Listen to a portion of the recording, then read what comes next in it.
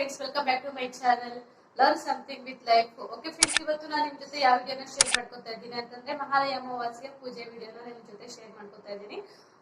So video ನೋಡೋಕ್ಕೂ ಮುಂಚೆ ಇನ್ನು ಯಾರು ನನ್ನ ಚಾನಲ್ಗೆ ಸಬ್ಸ್ಕ್ರೈಬ್ ಆಗದೆ ವಿಡಿಯೋಸ್ನ ನೋಡ್ತಾ ಇದ್ದೀರಾ ಅವರು ಸಬ್ಸ್ಕ್ರೈಬ್ ಮಾಡ್ಕೊಂಡು ವಿಡಿಯೋಸ್ನ ನೋಡಿ. ಸೊ ವಿಡಿಯೋ ಇಷ್ಟ ಆಯ್ತು ಲೈಕ್ ಮಾಡಿ. ಬನ್ನಿ ವಿಡಿಯೋ ನೋಡೋಣ.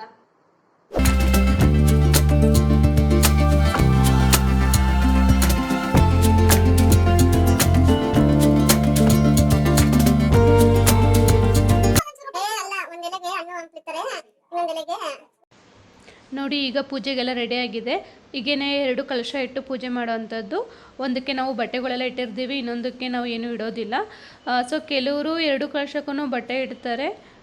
ಒಂದಕ್ಕೆ ಏನು ಟುವೆಲು ಆ ಥರದ್ದು, ಇನ್ನೊಂದಕ್ಕೆ ಸೀರೆ ಬ್ಲೌಸ್ ಆ ಥರದ್ದು ಇಡ್ತಾರೆ. ಬಟ್ ನಾವು 2 ಒಂದೇ ಕಲಶಕ್ಕೆ ಇಟ್ಟಿದ್ದೇವೆ.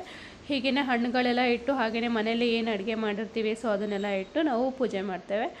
ನಾವು ತುಂಬ ಗ್ರ್ಯಾಂಡಾಗೇನು ಮಾಡೋದಿಲ್ಲ, ಎಷ್ಟು ಸಾಧ್ಯನೋ ಅಷ್ಟು ಸಿಂಪಲ್ಲಾಗಿ ಮಾಡೋ ಅಂಥದ್ದು.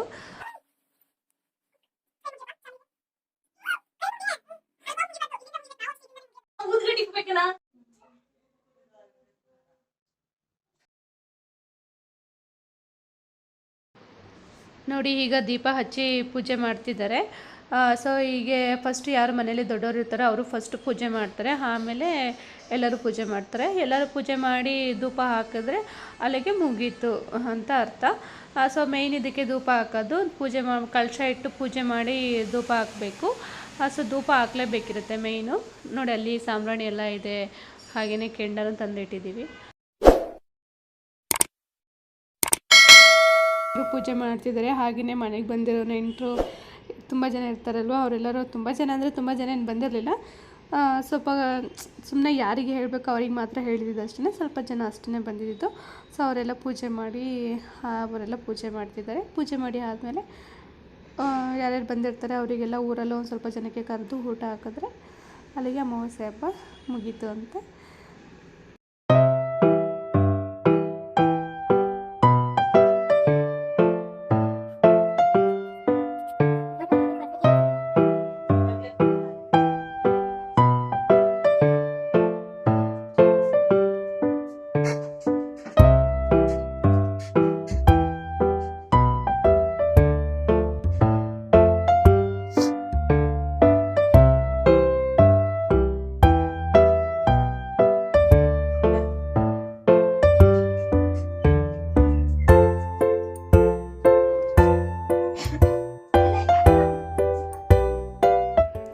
ಓಕೆ ಫ್ರೆಂಡ್ಸ್, ಇನ್ನು ಯಾರು ನನ್ನ ಚಾನಲ್ಗೆ ಸಬ್ಸ್ಕ್ರೈಬ್ ಆಗಿಲ್ಲ ಅವರೆಲ್ಲರೂ ಈಗಲೇ ರೆಡ್ ಕಲರ್ ಬಟನ್ ಒತ್ತಿ ಸಬ್ಸ್ಕ್ರೈಬ್ ಮಾಡ್ತೀನಿ.